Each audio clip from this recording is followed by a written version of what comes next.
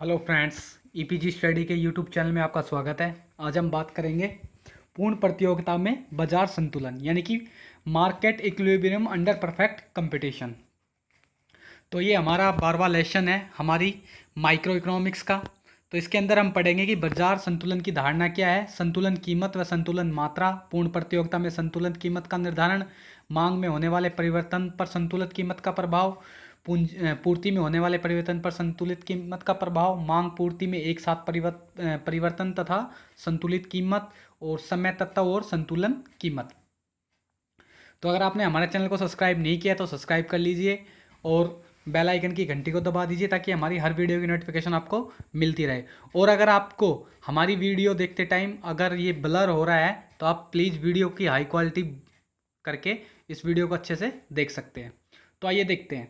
जैसा कि देखो, बाजार संतुलन की धारणा, संतुलित कीमत तथा संतुलित मात्रा, इस चीज को हम समझते हैं। देखो, अब आपको पता है बाजार संतुलन बाजार की वह स्थिति है जिसमें एक विशेष कीमत के अनुरूप किसी वस्तु के मांग यथार्थ रूप से उसकी पूर्ति के बराबर होती है। कहने का अर्थ यहाँ पे ये है कि जो हमारी डिमांड है और जो हमारी सप्लाई है वो क्या होगी, वो बराबर होगी। अगर हमारी डिमांड और हमारी सप्लाई अगर बराबर होगी तो वहाँ पे हमारा क्या, इक्विलिब्रियम यानी कि बाजार संतुलन हो जाएगा। क्योंकि अगर आपको पता है अगर हमारी मांग ज़्यादा होगी और सप्लाई कम होगी तो जब वहाँ पे संतुलन नहीं होगा। और दूसरा, अगर हमारी पूर्ति ज़्यादा है और डिमांड कम है तो ऐसी अवस्था में भी हमारी वहाँ पे क्या, बाजार संतुलन नहीं हो पाएगा। क्योंकि अगर डिमांड ज़्यादा है सप्लाई कम है तो सप्लाई कम होगी और डिमांड ज़्यादा होगी तो लोग क्या करेंगे, प्राइस को हाई कर देंगे।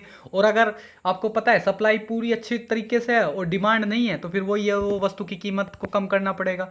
तो ये क्या है कि संतुलित कीमत बाजार मांग बराबर में क्या है, बाजार पूर्ति। एक तरीके से हम कह सकते हैं कि जो हमारी बाजार की मांग है और बाजार की पूर्ति है, अब उन दो अगर वो दोनों इक्वल हो जाती है तो हमारी क्या हो जाती है, संतुलित कीमत हो जाती है। ठीक है, तो अब देखते हैं कि संतुलित कीमत वह कीमत है जिस पर किसी वस्तु की मांग और पूर्ति बराबर हो जाती है।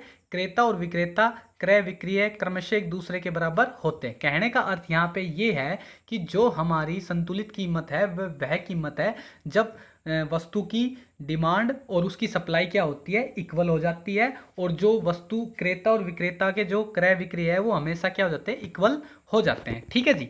इसके बाद देखेंगे पूर्ण प्रतियोगिता में बाजार संतुलन का निर्धारण। अब देखेंगे कि भाई बाजार पूर्ण प्रतियोगिता में बाजार संतुलन का निर्धारण कैसे किया जाता है। अब आपको पता है कि पूर्ण प्रतियोगिता बाजार में केवल एक फर्म द्वारा तो कीमत निर्धारित की नहीं जाती है। ठीक है, इसके लिए बहुत सारी फर्मों को इकट्ठा किया जाता है। उसे हम बाजार मांग से तथा बाजार पूर्ति की परस्पर शक्तियों द्वारा निर्धारित होती है। तो इसीलिए हम कह सकते हैं बाजार मांग से अभिप्राय किसी वस्तु की मांग के उस कुल जोड़ से है जो बाजार के सभी क्रेता तथा क्रेताओं द्वारा की जाती है। कहने का अर्थ ये है कि जितनी भी डिमांड है उसको हम जोड़ लेते हैं और उसे हम जितने भी बाजार में जितनी भी फर्में हैं या फर्में हैं जितनी भी, या उनकी जो भी है उनको हम जोड़ लेते हैं और उससे हम ये निर्धारित करते हैं कि बाजार मांग क्या होती है। तो इसी तरह से बाजार की पूर्ति, तो बाजार की पूर्ति से तात्पर्य यह है कि तात्पर्य किसी वस्तु की पूर्ति से उस कुल जोड़ से जो बाजार की सभी फर्में बेचने के लिए तैयार हैं। और पूर्ण प्रतियोगिता में कीमत निर्धारण दो शक्तियों द्वारा पड़ता है, बाजार मांग और बाजार पूर्ति से। ठीक है, तो कहने का अर्थ हमारा यहाँ पे ये है कि बाजार पूर्ति से जो भी फर्में हैं उनकी पूर्ति, जो भी उनकी फर्में हैं उनको बेचने के लिए जो तैयार रहती है फर्में, उनको जोड़ने पर हम क्या, बाजार पूर्ति निकाल लेते हैं। ठीक है, तो आइए एक डायग्राम से, एक टेबल से हम समझते हैं इसको। देखो, कीमत दे रखी है हमें 5 4 3 2 1। अब देखेंगे इसकी सप्लाई जैसे 50 40 30 20 10, और डिमांड देखेंगे 10 20 30 40 50। अब यहाँ पे देखो 5 रुपए की कीमत है तो वो आइसक्रीम की सप्लाई कितनी हो रही है, 50 कर रहा है, और डिमांड कितनी होगी, 10। ठीक है, उसके बाद देखेंगे 4 रुपए कीमत कम हो जाती है तो जो सप्लाई है वो भी रिड्यूस हो जाती है, 40 कम कर देते हैं 40, लेकिन डिमांड बढ़ जाती है 20 रुपए।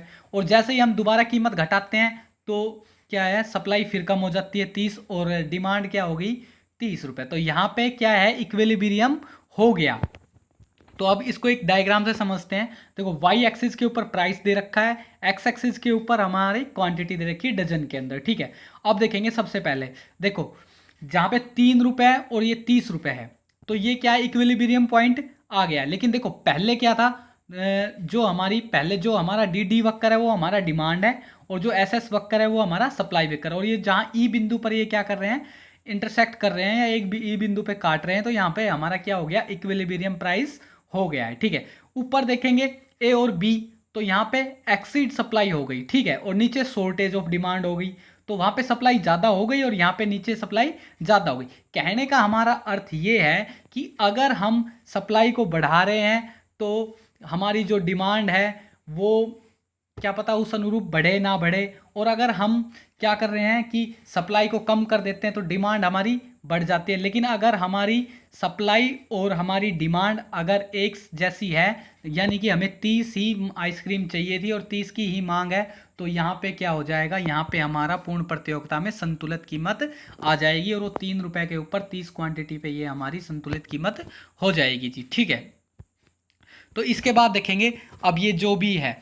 ठीक है, अब देखते हैं इसके बाद कि पूर्ण प्रतियोगिता में संतुलित कीमत की मान्यताएं। अब देखो ये मान्यताएं किस प्रकार निर्धारित है, इसकी जो पूर्ण प्रतियोगिता की संतुलित कीमत की जो मान्यता है वो किस, देखो मांग वक्र हमेशा नेगेटिव होता है, यह ऊपर की ओर दाईं तरफ गिर रहा है। ठीक है, ये देखो नेगेटिव में भी चला जाता है और ये दाईं ओर गिर रही होती है। ठीक है, लेकिन पूर्ति वक्र हमेशा धनात्मक होता है और ये ऊपर की ओर उठ रही होती है, जैसे देखो आपको इसमें दिख रहा होगा टेबल के अंदर इस डायग्राम में। ठीक है, और नंबर तीसरा, बिना सरकारी हस्तक्षेप के पूर्ति मांग वक्र स्वतंत्र रूप से कार्य करती है। यानी कि उपरोक्त मान्यताओं के आधार पर हमें निष्कर्ष निकाला जा सकता है कि मांग और पूर्ति कीमत केवल एक ही स्तर पर बराबर होती है।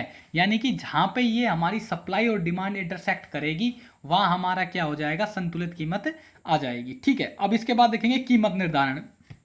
देखो पूर्ण प्रतियोगिता के अंतर्गत कीमत का निर्धारण उद्योग द्वारा किया जाता है, किसी व्यक्तिगत फर्म द्वारा नहीं किया जा सकता। अब आपको पता है परफेक्ट कंपटीशन है यहाँ पे, तो परफेक्ट कंपटीशन में किसी एक व्यक्तिगत फर्म के द्वारा तो कीमत का निर्धारण नहीं किया जाएगा, यानी कि कोई बड़ा उद्योग होगा वो ही कीमत का निर्धारण करेगा। दूसरा, पूर्ण प्रतियोगिता में कीमत को संतुलित कीमत कहा जाता है क्योंकि ये बाजार और की मांग और बाजार की पूर्ति के संतुलन के अनुरूप होती है, उद्योग के संतुलन के अनुरूप होती है। ठीक है, यानी कि यह बाजार के अनुरूप ही होगी या उद्योग के संतुलन के अनुरूप होगी, क्योंकि जहां पे बाजार मांग और बाजार पूर्ति एक दूसरे को बराबर करेगी वहीं पे हमारी क्या संतुलित कीमत हो जाएगी। एक व्यक्तिगत फर्म पूर्ण प्रतियोगिता बाजार में संतुलित कीमत को प्रभावित नहीं करती है। कहने का अर्थ हमारा यहाँ पे है कि एक इंडिविजुअल फर्म या पूर्ण प्रतियोगिता बाजार में किसी भी तरीके से कीमत को प्रभावित नहीं कर सकती है। ठीक है जी, इसके बाद हम देखेंगे इसके मांग में होने वाले परिवर्तन का संतुलित कीमत पर क्या प्रभाव पड़ता है। अब देखो यदि किसी वस्तु की पूर्ति स्थिर रहती है तो मांग के बढ़ने से कीमत बढ़ेगी और मांग के कम होने से कीमत कम होगी। देखो अब आपको ये बात रियलाइज होगी कि जो हमारी सप्लाई है, बस किसी वस्तु की सप्लाई है वो हमारी क्या स्थिर है, कांस्टेंट है, मतलब एक जगह ही है। ठीक है, तो अब आपको पता है कि किसी वस्तु की डिमांड एकदम बढ़ जाती है तो दुकानदार क्या करेगा, उसकी अगर डिमांड बढ़ेगी तो कीमत ज़्यादा वसूलने लगेगा क्योंकि किसी चीज़ की डिमांड बढ़ गई है। और इसके विपरीत अगर किसी वस्तु की कीमत कम हो जाती है, उसको कोई खरीद नहीं रहा, तो वो क्या करेगा, सप्लाई ना तो बढ़ रही है ना घट रही है, तो वो क्या करेगा, वो उस वस्तु की कीमत को कम कर देगा। ठीक है, तो आइए देखते हैं इस डायग्राम में क्या कहा गया है। देखो डी डी वक्र प्रारंभिक वक्र है, देखो ये डी डी वक्र है और ये एस एस वक्र है, और यहाँ पे ई पे इंटरसेक्ट कर रहा है और यहाँ पे क्या हो गया, स्टार्टिंग में इक्विलिब्रियम हो गया। ठीक है, वाई एक्सिस पे प्राइस दे रखा है, क्या एक्स एक्सिस के ऊपर क्वांटिटी दे रखी है। तो देखेंगे सबसे पहले ओपी प्राइस था। ठीक है जी, तो ओपी प्राइस था तो क्या किया कि भाई डी डी वक्र यानी कि जो हमारा क्या हुआ कि जो ओपी थी हमारी, ये हमारी क्या होगी, संतुलित कीमत हो गई। ठीक है, अब भाई कीमत बढ़ के ओपी 1 हो जाती है और जो हमारी क्वांटिटी है वो ओ क्यू से बढ़कर ओ क्यू 1 हो जाती है। तो मांग में कमी होने पर संतुलित कीमत ओपी से घटकर ओपी 1 हो जाती है और संतुलन की मात्रा ओपी से घटकर ओटी हो जाती है। यानी कि अगर हमारी डिमांड बढ़ रही है, हमारी डिमांड डी डी वक्र से डी डी 1 वक्र हो जाता है तो हमारा उसका प्राइस भी बढ़ जाएगा, और अगर हमारी डिमांड कम हो जाती है, हमारा डिमांड वक्र D2 पे आ जाता है तो हम क्या करेंगे, हमारा उसका प्राइस भी घट जाता है। ठीक है जी, तो कहने का अर्थ हमारा यहाँ पे है कि जब सप्लाई कांस्टेंट रहती है, स्थिर रहती है, तो अगर उसकी कीमत बढ़ेगी तो क्या होगा, मांग भी मांग बढ़ेगी तो उसकी कीमत भी बढ़ जाएगी, और अगर उसकी मांग कम होगी तो उसकी कीमत भी कम हो जाती है। ठीक है जी। इसके बाद देखेंगे अगला पॉइंट कि पूर्ति के स्थिर रहने पर जब किसी वस्तु की मांग में वृद्धि होती है तो संतुलित कीमत ऊंची हो जाती है।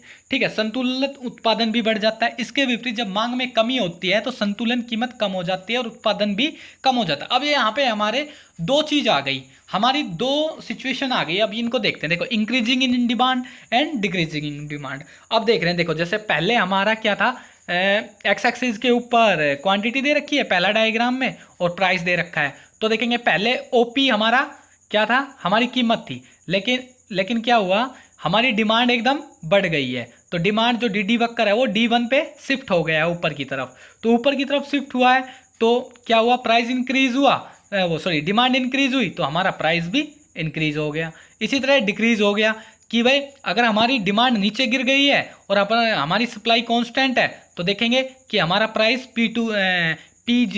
PO से P2O हो गया है। ठीक है, तो इसी तरीके से कह सकते हैं कि मांग में वृद्धि की स्थिति को प्रकट करते हैं तो जो हमारा मांग वक्र है वो दाईं ओर खिसक जाता है, और अगर मांग में कमी होती है तो जो हमारी वक्र है वो बाईं ओर खिसक जाता है। ठीक है, अब देखते हैं ये होता क्यों है।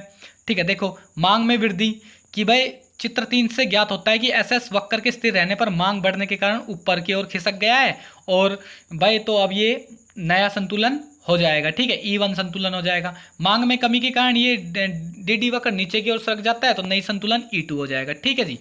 इसके बाद मांग में परिवर्तन, संतुलन कीमत, कुछ विशेष स्थितियां। देखो अब ये हमारा इंपॉर्टेंट है, आप इसको देखना। देखो जब वस्तु की पूर्ति पूर्णतः लोचदार रहती है या जब वस्तु की पूर्ति पूर्णतः बेलोचदार रहती है, यानी कि प्राइस ऑफ इलास्टिसिटी क्या होता है, जब वस्तु की पूर्ति जो सप्लाई है वो पूर्णतः लोचदार हो जाए या फिर वस्तु की पूर्ति बेलोचदार हो जाए। तो देखेंगे कि वस्तु की जो पूर्ति है वो अगर लोचदार हो जाए तो क्या होगा। देखो अगर किसी वस्तु की पूर्ति लोचदार हो जाती है तो मांग में होने वाली वृद्धि या कमी का उस वस्तु की संतुलित कीमत पर कोई प्रभाव नहीं पड़ता है। यानी कि कहने का अर्थ यह है कि मांग में अगर वृद्धि हो ना हो या उसकी मांग बढ़े ना बढ़े, घटे ना घटे, उसकी संतुलित कीमत पर कोई प्रभाव नहीं पड़ेगा। इनका प्रभाव केवल वस्तु की मांगी गई मात्रा पर पड़ेगा। कहने का अर्थ ये है कि जो पूर्णतः लोचदार होती है सप्लाई, जब क्या होगा कि वस्तु की मांग में वृद्धि हो या ना हो, वो घटे या बढ़े, उससे उस पर कोई फर्क नहीं पड़ेगा। संतुलित कीमत पर उसका कोई प्रभाव नहीं पड़ेगा। इनका प्रभाव केवल उसकी क्वांटिटी पे या उसकी मात्रा पे पड़ता है। तो आइए देखते हैं, increasing in demand, decreasing in demand, दो केस है। तो अब देखो 0.4 से ज्ञात होता है कि वस्तु का पूर्ति SS वक्र पूर्णतः लोचदार है। ठीक है, जो हमारा सप्लाई कर्व है वो पूर्णतः लोचदार है। ठीक है जी, हो गया लोचदार। अब आपको पता जब ये कांस्टेंट है, ये एक सीधी समांतर लाइन के अंदर है तो सप्लाई तो इक्वल स्थिर हो गई, बिल्कुल उससे कोई फर्क ही नहीं पड़ रहा। बस डिमांड चेंज हो रही है कि डिमांड बढ़ रही है तो हमारी क्वांटिटी भी Q1 से होके कितना पे चली गई, Q1 पे चली गई। ठीक है, और जो हमारा प्राइस था वो तो सेम ही रहा। इसी तरह डिक्रीजिंग में है, जो हमारा SS वक्र और जो हमारी प्राइस लाइन है वो बिल्कुल एक समांतर है जी, समान है बिल्कुल। लेकिन जो हमारी क्वांटिटी है डिक्रीजिंग में, देखो Q से Q2 हो गई। कहने का अर्थ हमारा यहाँ पे है कि संतुलित कीमत OP ही रहेगी, परंतु संतुलित मात्रा उसके अंदर OQ से हो जाएगी। ठीक है, यानी कि Q से OQ से OQ1 हो जाएगी और उसमें वो डिक्रीजिंग हो जाएगी। तो आशा करता हूँ यहाँ पे आप समझ पाए होंगे। अब दूसरा केस देखते हैं, जब पूर्ति पूर्णतः बेलोचदार हो, यानी कि जब किसी वस्तु की पूर्ति बेलोचदार होती है तो मांग में वृद्धि या कमी की कीमत को प्रभावित करती है। यानी कि अब क्या करेगी, मांग में वृद्धि या कमी वस्तु की कीमत को प्रभावित करती है। यानी कि अब अगर हमारी डिमांड में इंक्रीजिंग हो रहा है या डिक्रीजिंग हो रहा है, हमारी मांग या तो कम हो रही है या ज़्यादा हो रही है, तो हमारी जो प्राइस है उसके ऊपर क्या होगा, उसके ऊपर इफेक्ट पड़ेगा। इसका वस्तु की मात्रा पे कोई प्रभाव नहीं पड़ेगा, उसको पूर्ति स्थिर होती है क्योंकि पूर्ति स्थिर होती है। अब देखेंगे, देखो पहले क्या था, हमारा डिमांड DD वक्र, पहले हमारा प्राइस था OP और हमारी क्वांटिटी कितनी थी, ओ क्यू। तो अब क्या हुआ, हमारी इंक्रीज हो गई डिमांड, तो डी से D1 पे पहुंच गई है, तो हमारा प्राइस भी इंक्रीज हो गया है, OP1 हो गया है। इसी तरह हमारी ये इंक्रीजिंग लाइन है, एस सप्लाई कर्व, ये देखो पूरी ऊपर की तरफ खड़ी है, ठीक है। इसी तरह डिक्रीजिंग इन डिमांड, इसके अंदर भी पहले हमारी OP प्राइस थी और हमारी डिमांड वक्कर नीचे आ गई, तो अब हमारी P2 0 हमारा प्राइस आ गया और हमारी क्वांटिटी सेम है, ठीक है। तो यानी कि आप समझ रहे होंगे कि अगर जब पूर्णतः बेलोचदार होती है तो डिमांड से कीमत पर प्रभाव पड़ता है और सप्लाई और उसकी मात्रा पर कोई प्रभाव नहीं पड़ता। परंतु अगर हमारी वो हो, ये क्या बोलते हैं, पूर्णतः लोचदार हो, तो उसमें क्या मांग की कमी या वृद्धि होने से कोई फर्क नहीं पड़ेगा संतुलित कीमत पर, लेकिन क्वांटिटी पे फर्क पड़ेगा। आप एक काम कीजिए, आप एक अच्छी सी नोटबुक बना लीजिए और इन पॉइंटों को नोट करते चलिए ताकि आपको ये याद रहे। अब देखेंगे पूर्ति में होने वाले परिवर्तन का संतुलित कीमत पर क्या प्रभाव पड़ेगा। अब अगर हमारी सप्लाई चेंज होती है तो हमारी जो इक्विलिब्रियम प्राइस है उस पर क्या प्रभाव पड़ेगा। तो देखते हैं, जब किसी वस्तु की मांग के स्थिर रहने पर उसकी पूर्ति में वृद्धि होने से संतुलित कीमत कम होगी। कहने का अर्थ हमारा यह है कि अगर अब हमारी डिमांड अगर इक्वल है, हमारी डिमांड अगर हमारी समान रहती है, तो पूर्ति में वृद्धि होने से संतुलित कीमत कम होगी। कि अगर वृद्धि होगी तो संतुलित कीमत क्या हो जाएगी, कम हो जाएगी, और पूर्ति में कमी होने से संतुलित कीमत बढ़ जाएगी। ये तो आपको पता ही है कि जब किसी दुकानदार के पास किसी वस्तु की सप्लाई कम पहुंचती है और उसकी डिमांड एक जैसी रहती है तो वो क्या करेगा, वो उस वस्तु की कीमत को बढ़ा देगा। और अगर उसके पास सप्लाई अच्छे से पहुंच रही है और उसकी डिमांड क्या है, पूर्ति में कमी होगी, तो कीमत बढ़ जाएगी। यानी कि अगर पूर्ति में वृद्धि हो रही है, माल ज़्यादा आ रहा है, तो क्या कर रहा है, वो कीमत को कम कर रहा है, और अगर उसकी पूर्ति में कमी हो रही है तो कीमत को क्या कर रहा है, बढ़ा रहा है। तो ऐसा देखो, ओ वाई एक्सिस के ऊपर प्राइस है, ओ एक्सिस के ऊपर हमारा क्या, क्वांटिटी है। तो अब देखेंगे सबसे पहले हमारा डी वक्कर और एस वक्कर ई बिंदु के ऊपर इक्विलिब्रियम कर रहा है, तो हमारा प्राइस है OP और हमारी क्वांटिटी है OQ। तो अब देखेंगे कि जैसे ही हमारी सप्लाई बढ़ती है, सप्लाई हमारी बढ़ गई, अब हमारी जैसे ही सप्लाई बढ़ जाएगी तो हमारा प्राइस डिक्रीज हो जाएगा, और अगर हमारी सप्लाई में क्या हो जाएगी, कमी हो जाएगी, तो हमारा प्राइस क्या हो जाएगा, बढ़ जाएगा। यानी कि पहले हमारी जो सप्लाई थी वो ज़्यादा थी तो हमारा प्राइस कम था, और जैसे ही हमारी सप्लाई कम हुई तो हमारा क्या हुआ, प्राइस भी बढ़ जाएगा, यानी कि हमारी कीमत भी बढ़ जाएगी। ठीक है जी। यह निष्कर्ष निकाला जा सकता है कि जब किसी वस्तु की पूर्ति बढ़ती है तो संतुलित कीमत कम हो जाती है, परंतु संतुलित मात्रा बढ़ जाती है तो इसके विपरीत किसी वस्तु की पूर्ति कम होती है तो उसकी कीमत भी बढ़ जाती है और संतुलित मात्रा कम हो जाती है। ठीक है जी। इसके बाद देखेंगे supply increasing in supply, decreasing in supply. तो देखेंगे सबसे पहले भाई डी वक्कर है और एस वक्कर है, इक्विलिब्रियम है। तो जैसे ही सप्लाई बढ़ी तो हमारा जो सप्लाई वक्कर है वो नीचे की तरफ शिफ्ट हो गया और हमारा प्राइस P1 से OP, पहले OP था फिर OP1 हो गया। ठीक है, और क्वांटिटी भी ये हमारी बढ़ गई। ठीक है, लेकिन जैसे ही हमारी सप्लाई डिक्रीजिंग हुई तो हमारी सप्लाई ऊपर की तरफ से S2 वक्कर आ गया और E2 के ऊपर हमारा इक्विलिब्रियम हो गया और हमारा प्राइस बढ़ गया, OP से OP2 हो गया और क्वांटिटी भी कम हो गई। ठीक है जी। आपको पता है कि भाई अगर क्वांटिटी कम हो रही है तो प्राइस बढ़ेगा, ठीक है, और अगर क्वांटिटी बढ़ रही है तो प्राइस कम हो जाएगा। ठीक है जी। तो इससे आप पता लगा रहे हो कि वह पूर्ति में वृद्धि से क्या हो जाएगा और पूर्ति में कमी से क्या हो जाएगा। ठीक है, अब इसके बाद देखेंगे पूर्ति में परिवर्तन व संतुलित कीमत की कुछ विशेष स्थितियां है। अब हमारे यहाँ पे क्या होगा, पूर्ति के अंदर होगा कि वस्तु की मांग। अब वस्तु की मांग पूर्णतः लोचदार रहती है तो क्या होता है, जब वस्तु की मांग पूर्णतः बेलोचदार रहती है तो क्या होता है। अब देखिए, जब किसी वस्तु की मांग पूर्णतः लोचदार होती है तो पूर्ति के कम या अधिक होने का संतुलित कीमत पर कोई प्रभाव नहीं पड़ता। कहने का हमारा अर्थ यहाँ पे ये है कि मांग अगर पूर्णतः लोचदार है, यानी कि एक सिंपल है, एक लोचदार है बिल्कुल, तो उससे पूर्ति के कम या अधिक होने पर उसकी कीमत कोई प्रभाव नहीं पड़ता है। इसका प्रभाव केवल संतुलित मात्रा पर पड़ेगा। ये वही है जो सामने हम पिछले उस स्लाइड में हमने पढ़ा था, वही है जो हमारा डी वक्कर है, ये बिल्कुल समान लाइन में है। तो हमारी जो सप्लाई है ये नीचे की तरफ कम हो रही है तो हमारी क्वांटिटी बढ़ रही है, ठीक है, लेकिन हमारे प्राइस पे कोई इफेक्ट नहीं पड़ रहा है। अगर डिक्रीजिंग सप्लाई है तो ये ऊपर की ओर हमारा शिफ्ट हो रहा है सप्लाई वक्र, लेकिन हमारी क्वांटिटी कम हो रही है, लेकिन हमारे प्राइस पे कोई भी इफेक्ट नहीं पड़ रहा है। ठीक है जी। तो ये इनके अंदर वो ये हमारा यहाँ इंडिविजुअल दिखा दिया, इंक्रीजिंग इन सप्लाई, सप्लाई नीचे जा रही है तो डिमांड ऊपर है, और ये ऐसे। तो इसमें क्या हो जाएगा कि जो सप्लाई में डिक्रीजिंग है तो हमारा डी डी वक्र देखो ऊपर की तरफ खड़ा है, तो हमारा पहला क्या था, ओपी प्राइस था, फिर नीचे रिड्यूस हो गया, OP1 हो गया, और इसके अंदर क्या हो गया, सप्लाई अगर सप्लाई करो S2 हो गया, तो हमारा प्राइस पहले OP था, फिर OP2 हो गया हमारा। ठीक है जी।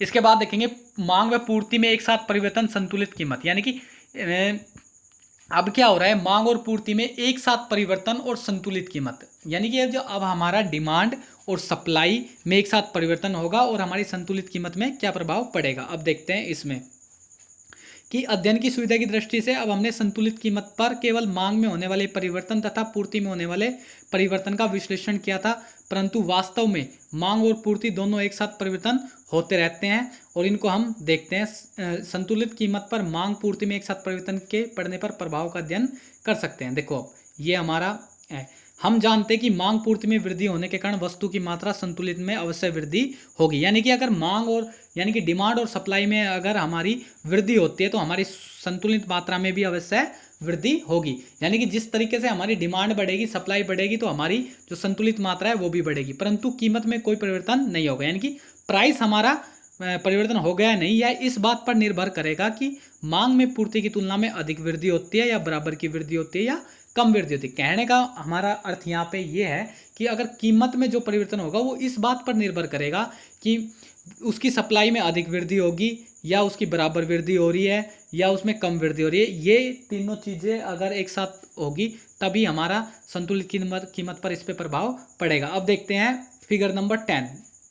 अब देखो सबसे पहले हमारा पहले क्या था, P1 से OP1 था हमारा प्राइस, तो जैसे ही हमारा डिमांड ऊपर की तरफ चढ़ी, D1 से D2 हो गई, तो हमारा प्राइस भी बढ़ गया और हमारी क्वांटिटी भी बढ़ गई है। ठीक है, ये तो हमारा DD और सप्लाई वक्र नीचे की तरफ हो गया है। अब देखते हैं दोबारा, इसमें भी ये बढ़ रहा है और इसमें भी ये इसके अंदर थर्ड वाले के अंदर ये डाउन मार रहा है। ठीक है, तो ये यहाँ पे क्या है कि इसमें ए वाले चित्र में देखते हैं कि मांग में वृद्धि और पूर्ति में वृद्धि से अधिक है, यानी कि जो मांग में वृद्धि है वो पूर्ति अधिक है, यानी कि जैसे देखो D2 वक्र ज़्यादा वृद्धि हो रही है और सप्लाई में कम वृद्धि हो रही है, तो मांग में अधिक दबाव के कारण संतुलित कीमत बढ़ जाएगी। इसी तरीके से क्या होगा कि जो हमारा मांग में वृद्धि बिल्कुल पूर्ति के वृद्धि के बराबर है, इसलिए कीमत में कोई परिवर्तन नहीं होगा, यानी कि जब हमारी डिमांड और सप्लाई में एक जैसा परिवर्तन होगा तो हमारी उस कीमत में कोई प्रभाव नहीं होगा। और अगर हमारी सप्लाई ज़्यादा बढ़ रही है, डिमांड कम बढ़ रही है, तो क्या होगा आपको पता ही है क्या होना है, प्राइस डिक्रीजिंग हो जाएगा। ठीक है जी। अब देखते हैं समय तत्व व संतुलित कीमत। एक उद्योग द्वारा वस्तु की कीमत बिंदु उस समय निर्धारित की जाती है जिसमें मांग पूर्ति एक दूसरे के बराबर होती है। कहने का मतलब ये है कि हमारा टाइम का बहुत इंपॉर्टेंट रोल है, तो आइए देखते हैं किस तरीके से है। ठीक है, परंतु एक वस्तु की कीमत पर मांग का अधिक प्रभाव पड़ेगा या पूर्ति का, या इस बात पर निर्भर करता है कि मांग और पूर्ति को स्थिर होने के लिए कितना समय मिल रहा है। कहने का अर्थ हमारा यानी कि समझने की बात है कि समय का इसके ऊपर बहुत ज़्यादा इफेक्ट पड़ेगा और समय के द्वारा ही निर्धारित होगा कि किस तरीके से अगर मांग अधिक हो रही है या पूर्ति अधिक हो रही है, तो ये सारी डिपेंड इसमें पड़ेगा। अब देखो अति अल्पकाल समय की अवधि है जिसमें किसी वस्तु की पूर्ति को केवल उसके वर्तमान स्टॉक तक ही बढ़ाया जा सकता है। आपको पता है अति अल्पकाल तो बहुत कम टाइम होता है, इसके अंदर जो स्टॉक है उसको केवल उसके वर्तमान स्टॉक तक ही की पूर्ति को बढ़ाया जा सकती है, क्योंकि नाशवान वस्तु जो जल्दी खराब हो जाती है, स्टोरेज नहीं किया जा सकता, पूर्ण प्रतियोगिता में स्थिर व बेरोजगार होती है। इनका यह है कि अति अल्पकाल में इतनी कम अवधि होती है जिसमें उत्पादन में वृद्धि करके उत्पादन को बढ़ाना संभव नहीं होता, क्योंकि अल्पकाल में साधन स्थिर होते हैं। इस स्थिति में कीमत निर्धारण पर मांग का अधिक प्रभाव होता है। कहने का अर्थ यह है कि जो अति अल्पकाल होता है इसमें बहुत कम टाइम मिलता है प्रोडक्शन को बढ़ाने के लिए, और कुछ ऐसी वस्तुएं होती है जो जल्दी स्टोरेज नहीं की जा सकती, इसलिए इस पर मांग का अधिक प्रभाव होता है। ठीक है जी। उसके बाद है अति अल्पकाल के बाद हमारा आ जाएगा, ये हमारा डायग्राम है इस अति अल्पकाल का, कि देखेंगे कि हमारी सप्लाई वक्र आपको पता है पूर्ति स्टॉक तक ही हो सकती है, ज़्यादा पूर्ति बढ़ नहीं सकती है, तो इसको हम पहले डी वक्र था, अगर इसका वो हो जाएगा तो ये ऊपर की तरफ शिफ्ट हो जाएगा, अगर ये नीचे है तो ये नीचे की तरफ शिफ्ट हो जाएगा और कीमत कम हो जाएगी। ठीक है, इसके बाद है अल्पकाल। अल्पकाल को हम उप सामान्य कीमत के नाम से भी जानते हैं, यानी कि सब नॉर्मल प्राइस के नाम से भी जानते हैं। इस समय अवधि में उत्पादन के शीतल साधनों को परिवर्तनशील साधनों के अंतर का महत्व स्पष्ट हो जाता है। अल्पकाल में इस अवधि है जिसमें केवल परिवर्तनशील साधनों का अधिक प्रयोग करके उत्पादन में वृद्धि की जा सकती है, साधन स्थिर के बने रहते हैं। कहने का अर्थ यहाँ पे ये है, जो हमारा फिक्स हमारे फैक्टर है, हम उनके साथ जो हमारे वेरिएबल फैक्टर है उनको लगा के उसमें उत्पादन में वृद्धि कर सकते हैं। इसीलिए अल्पकाल में कीमत निर्धारण में पूर्ति का महत्व अति अल्पकाल की तुलना में अधिक होता है। यानी कि ये जो हमारा पूर्ति का जो महत्व है अल्पकाल में, वो अति अल्पकाल से ज़्यादा होता है। ठीक है, अब देखेंगे इसके अंदर डी वक्र कैसे ऊपर की तरफ सरक रहा है, नीचे की तरफ सरक रहा है। तो पहले इक्विलिब्रियम ए था, फिर प्राइस कम हो गया, ज़्यादा सब वो हो गई तो ये नीचे आ गया और ये ऊपर चलेंगे, यानी कि डिमांड इस पर इफेक्ट पड़ेगी। अगर डिमांड कम हो रही है तो प्राइस भी कम हो जाएगा, अगर डिमांड बढ़ रही है तो ये इसका उल्टा हो जाएगा। तो देखते हैं क्या है। मांग में वृद्धि होने पर अल्पकाल में संतुलित कीमत में भी वृद्धि होगी। उदाहरण के लिए मान लीजिए डी वक्र खिसक के डी1 हो जाता है, मांग के ऊपर की ओर खिसक जाने के कारण ओपी कीमत में कमी होगी और कीमत बढ़ के ओपी1 हो जाएगी। इस स्थिति में प्रत्येक फर्म उत्पादन में वृद्धि करेगी, जिससे सीमांत लागत की ऊंची कीमत बराबर हो जाएगी। फलस्वरूप जैसा कि संतुलन बिंदु E1 से ज्ञात होता है, उद्योग की मात्रा ओ क्या हो जाएगी। इसके विपरीत यदि मांग वक्र नीचे की ओर खिसक रहा है तो डी2 हो जाएगा और वक्र ई पर काटेगी, नई संतुलन E2 हो जाएगा, नई कीमत कम होकर ओपी हो जाएगी और संतुलन मात्रा घटकर O0 रह जाएगी। ठीक है जी। इसके बाद है हमारा दीर्घकाल। दीर्घकाल समय की वह अवधि है जिसमें पूर्ति में मांग में होने वाली परिवर्तन के अनुसार पूरी तरह परिवर्तन हो सकती है। अब देखो, आपको पता है दीर्घकाल के अंदर तो हमारे जितने भी वेरिएबल, जितने भी हमारे कारक है वो सारे परिवर्तनशील है, उनमें सब में परिवर्तनशील यानी कि परिवर्तन हम कर सकते हैं और उनमें उत्पादन में वृद्धि की जा सकती है। तो दीर्घकाल में उत्पादन के सभी साधनों को परिवर्तनशील होते हैं, दीर्घकाल में पूरी तरीके से लोचशील हो जाती है। ठीक है जी। इस बात के बारे में ना मार्शल जी ने कहा है कि समय जितना अधिक लंबा होगा, कीमत निर्धारण में पूर्ति का महत्व उतना ही बढ़ जाएगा। यानी कि लॉन्ग टर्म के अंदर जो सप्लाई है, सप्लाई का वो कीमत निर्धारण में महत्व बहुत ज़्यादा बढ़ जाता है। दीर्घकाल में जो कीमत निर्धारित होती है उसे सामान्य कीमत कहते हैं। सामान्य कीमत वह कीमत है जो बाजार में उस स्थिति में प्रचलित होती है जहां प्रवृत्ति प्रकट कर गई, जिसमें मांग और पूर्ति की शक्तियां परस्पर एक दूसरे पर समान होने के पूरा समय मिल जाता है। ठीक है, यहाँ पे हमारा जो डी वक्र है वो एल इंटरसेक्ट करेगा और ई बिंदु पर इक्विलिब्रियम हो जाएगा। तो यहाँ पे हमें पूरा समान समय मिल जाता है कि हम अपने पूरे वेरिएबल को अच्छी तरीके से बढ़ा सकते हैं, उत्पादन को बढ़ा सकते हैं। तो यहाँ पे जो सप्लाई का रोल है वो बहुत इंपॉर्टेंट है और उसके द्वारा ही हम अच्छी तरीके से यहाँ पे कर सकते हैं। तो देखेंगे इस डायग्राम को समझते हैं। ओ एक्सिस पे वस्तु की मात्रा, वाई एक्सिस पे वस्तु की कीमत दी गई है, उद्योग की मांग वक्र डी है और एल एस दीर्घकाल पूर्ति वक्र है, यानी लॉन्ग टर्म सप्लाई वक्र है। तो उद्योग की मांग तथा पूर्ति ई बिंदु पर एक दूसरे को काट रही है, इसलिए सामान्य कीमत ओपी निर्धारित हो जाती है। यदि किसी कारणवश उद्योग की कीमत को बढ़ाकर ओपी1 से ओपी1 कर देता है तो फिर कीमत को दोबारा ओपी हो जाएगी। इस कारण यह है कि ओपी1 कीमत पर मांग ओ क्यू हो जाती है। ठीक है जी। और पूर्ति ओएम है, तो वस्तु की ओएम से ओ क्यू से अधिक होने के कारण उद्योग को कीमत कम करनी पड़ेगी। इस प्रकार कीमत कम होकर ओपी हो जाएगी। इसके विपरीत यदि कारणवश ओपी से कम होकर ओपी2 करनी पड़ती है तो यह भी कीमत स्थिर नहीं रहेगी, कीमत ओपी2 से बढ़कर ओपी हो जाएगी। इस कारण ओपी कीमत पर मांग वक्र ओ क्यू 1 है तथा पूर्ति ओ एन है। तो वस्तु की मांग ओ क्यू और ओ एन से अधिक है, तो मांग के पूर्ति से अधिक होने पर कीमत में वृद्धि होगी और कीमत बढ़ जाएगी। यानी कि अगर पूर्ति मांग के पूर्ति से अधिक होने पर जो डिमांड है अगर वो पूर्ति से अधिक होगी तो आपको पता है कीमत वृद्धि कम हो जाती है, और अगर वो कम है तो कम हो जाती है। अब देखेंगे मार्केट प्राइस नॉर्मल प्राइस होती है और ये हमारा प्राइस बिल्कुल समान है और ये मार्केट प्राइस ऊपर नीचे इसके चारों ओर घूमती रहती है। अब देखेंगे सरकार द्वारा कीमत नियंत्रण उच्चतम कीमत व न्यूनतम कीमत क्या होती है। ठीक है, इन तीनों चीज़ों को समझेंगे। तो देखेंगे सबसे पहले उच्च कीमत। उच्च कीमत से अभिप्राय उस अधिकतम कीमत से जो उत्पादक अपनी वस्तु के लिए प्राप्त कर सकते हैं। इस स्थिति में लागू होता है जब जीवन में नितांत आवश्यक वस्तु जैसे चीनी, जीवन रक्षक दवाओं की बहुत अधिक दुर्लभता पाई जाती है। कारण इन वस्तुओं की संतुलित कीमत के बहुत अधिक बढ़ जाने की संभावना होती है तथा ये वस्तुएं अधिकांश जनसंख्या की पहुंच के बाहर हो जाती है। ठीक है, क्योंकि ये लगातार हमें हमें जीवन जीने के लिए ये वस्तुएं आवश्यक होती है, और इनकी जो सप्लाई है वो बहुत ज़्यादा इफ़ेक्ट करती है। आप देखोगे कि कोई किसी दवाई की अगर शॉर्टेज हो जाती है तो एकदम उस दवाई की कीमत बढ़ जाती है, या चीनी की शॉर्टेज हो जाती है तो चीनी की कीमत एकदम बढ़ जाती है, और यही कारण है कि इनकी कीमत उच्च कीमत की पाई जाती है। ठीक है जी।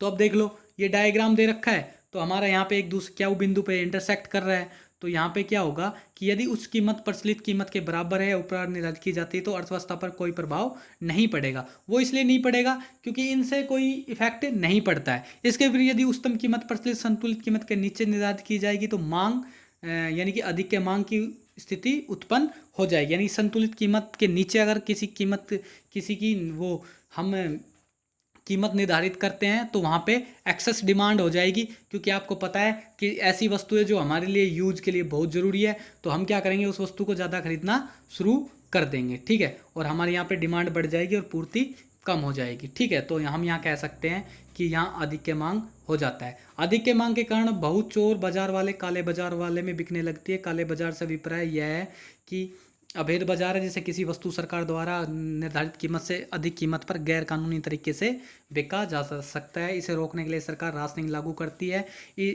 तथा वस्तु का वितरण सस्ती कीमतों दुकानों द्वारा किया जाता है। यानी कि जब यह डिमांड एक्सेस हो जाती है और डिमांड ज़्यादा हो जाती है और हमारी सप्लाई कम हो जाती है, तो आपको पता है लोग चोर बाजारी करने लग जाते हैं और उनको स्टॉक कर लेते हैं, और आपको फिर वो ब्लैक में बिकने लग जाती है, ब्लैक मार्केट हो जाती है।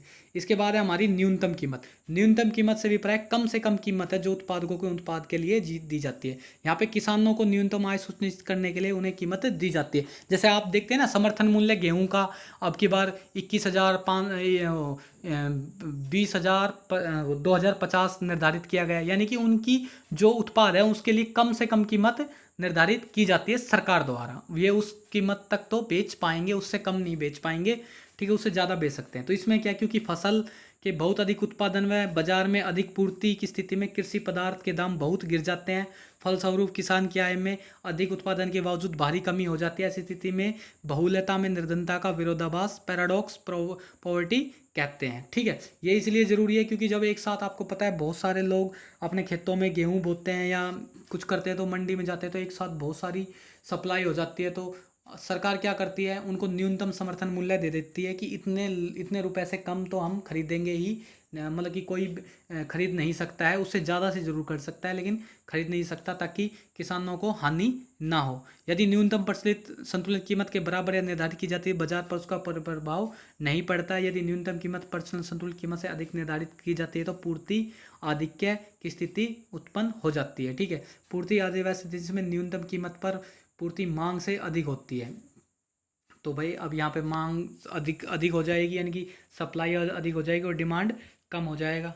ठीक है, तो ये जैसे डायग्राम में दिखा रखा है हमारा यहाँ पे, तो ये यहाँ पे सप्लाई हो जाएगी और पूर्ति अधिक के कारण कीमतों में भारी गिरावट होती है। आपको पता है जब कोई चीज़ें बहुत सारी मात्रा में होती है तो उसके पैसे यानी उसकी कीमत गिरावट आ जाती है, और न्यूनतम कीमत इसी निर्देशों को पूरा करने के लिए लगाया जाता है ताकि समर्थन कीमत उनको किया जा सके, और इस कीमत को कहते हैं सरकार किसानों को उत्पादन के लिए सम खरीदने के लिए तैयार रहती है। ठीक है जी। अब देखते हैं कि निर्धारित कीमत व समर्थन कीमत। निर्धारित कीमत वस्तु की कीमत को उनकी संतुलित कीमत के नीचे निर्धारित किया जाता है, जिसे विशेष जन समूह को नितांत आवश्यक वस्तुओं की न्यूनतम पूर्ति सुनिश्चित कर सके। और दूसरा समर्थन मूल्य सरकार द्वारा कीमत के निर्धारित की जाती है जिससे किसानों की आय न्यूनतम की जा सके। तो नियंत्रण कीमत वो है जो हमें रेगुलर जो चीज़ें चाहिए उनके लिए करते हैं, जो संतुलित कीमत के नीचे निर्धारित करते हैं, क्योंकि वो हमें हमारे लिए जीवन के लिए बहुत आवश्यक है। और समर्थन मूल्य किसानों के लिए आवश्यक है क्योंकि एक साथ सप्लाई बहुत ज़्यादा हो जाती है जिससे प्राइस गिरने का बहुत डर रहता है। इसलिए सरकार या तो उनको खुद खरीदेगी या ऐसा समर्थन मूल्य तैयार करेगी जिससे उसकी न्यूनतम किसानों की आय बढ़ सके। आशा करता हूँ कि मेरे दी हुई इससे आप समझ पाए होंगे। आप हमसे जुड़े रहिए। अभी हमारे पास स्टार्टिंग के हमारे पास कोई सोर्स नहीं है जी, ताकि जिससे हम आपको अच्छे तरीके से डायग्राम या एक एक चीज़ कर सके। अभी मैंने स्टार्टिंग ही किया है ये। अगर आपका हमारा साथ ऐसे ही मिलता रहता है तो मैं आपको एक एक टॉपिक अच्छे से क्लियर कराऊंगा। अभी मेरे पास सोर्स नहीं है, बस मैं अपने मोबाइल से इस तरीके से बना के भेज रहा हूँ, तो आप हमें सपोर्ट करिए। आपका धन्यवाद, और हमारे चैनल को सब्सक्राइब कर लीजिए और पूरी वीडियो को देखा कीजिए। थैंक यू, धन्यवाद।